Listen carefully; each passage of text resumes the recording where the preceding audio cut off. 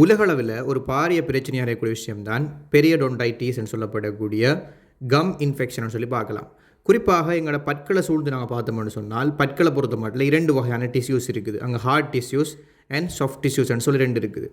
இந்த பெரியடொன்டைட்டிஸ் மூலமாக நாங்கள் பார்க்குற விஷயம் என்னென்னு சொன்னால் எங்களோட பற்களை சூழ்ந்து காணப்படக்கூடிய சாஃப்ட் டிஷ்யூஸும் என்ன செய்யணும்னு சொன்னால் இழக்கப்படும். அதே நேரம் இந்த ஹார்ட் டிஷ்யூஸும் என்ன செய்யணும்னு சொன்னால் இழக்கப்படக்கூடியதாக இருக்கும் இந்த பெரியடொன்டைட்டிஸ் மூலமாக.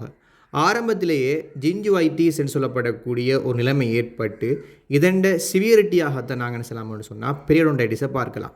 இதுக்கு ஏற்படக்கூடிய காரணங்கள், அதாவது பெரியடொன்டைட்டிஸ் வந்து ஒரு மனுஷனுக்கு ஏற்படணும்னு சொன்னால் அதுக்குரிய முக்கியமான ரீசன் நாங்கள் பார்த்தோம்னு சொன்னால் பாக்டீரியான்னு சொல்லலாம்.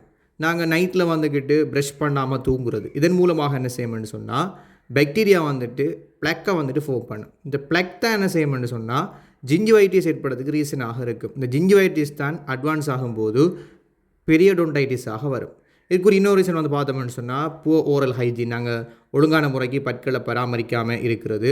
அதே போல் smoking, diabetes mellitus, some genetic factors கூட என்ன செய்யணும்னு சொன்னால் இந்த பெரியடொன்டைட்டிஸ் ஏற்படுறதுக்கு காரணமாக இருக்குது. என்னுடைய சிம்டம் நாங்கள் எப்படி ஒரு பெரியடொன்டைட்டிஸை வந்து ஐடென்டிஃபை பண்ணுறோன்னு சொல்லி பார்த்தோம்னா அந்த சாஃப்ட் டிஷ்யூஸ் வந்து பற்களை சூழ்ந்து காணப்படக்கூடிய சாஃப்ட் டிஷ்யூஸ் என்ன செய்யணும்னு சொன்னால் ஸ்வலன் வீங்கியும் அதே போல் சிவப்பு நிறமாகவும் காணப்படுறது ஒரு அறிகுறியாக இருக்கும். அதே மாதிரி இலகுவாக ப்ளீடிங் ஆகிறது, ரத்தம் வந்துட்டு வாரதும் ஒரு ரீசனாக நாங்கள் ஒரு சிம்டம்ஸாக பார்த்துக்கொள்ளலாம். அதே மாதிரி எங்களோட பற்கள் வந்துக்கிட்டு அதனுடைய முரசு வந்துட்டு குறைவடைந்து ஒரு பற்கள் மிக நீண்டதாக தென்படுறதும் ஒரு அறிகுறியாக பார்த்து கொள்ளும். அதே மாதிரி துர்நாற்றம், பற்கள்லேருந்து துர்நாற்றம் வாரது, அதே மாதிரி பற்கள் இழக்கப்படுறது கூட இதன் மூலமாக ஏற்படக்கூடிய சிம்டம்ஸாக பார்க்கலாம்.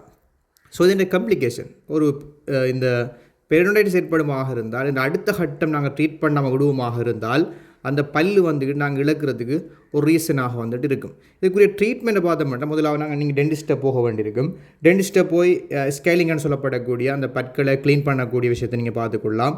அதே மாதிரி எங்களோட ஓரல் ஹைஜீனு, ப்ரஷ் பண்ணுறதாக இருக்கலாம், ஃப்ளோசிங் யூஸ் பண்ணுறதாக இருக்கலாம், மவுத் வாஷ் யூஸ் பண்ணுறதா இருக்கலாம். இதை நீங்கள் என்ன செய்யலாம்னு சொன்னால் அதிகரிப்பதன் மூலமாக பற்கள் வந்துட்டு இவ்வாறு பெரியடொன்டைட்டிஸ் மூலமாக இழக்கப்படுறதுலேருந்து பாதுகாத்து கொள்ளையிலும். அதே போல் இப்போ எங்களுக்கு இந்த பாக்டீரியாவில் ஏற்படுறபடியால் நாங்கள் மெடிக்கேஷன்ஸாக ஆன்டிபயோட்டிக் யூஸ் பண்ணுவதன் மூலமாகவும் இந்த பிரச்சனையை நாங்கள் என்ன செய்யலாம்னு சொன்னால் பாதுகாத்து கொள்ள முடியும்.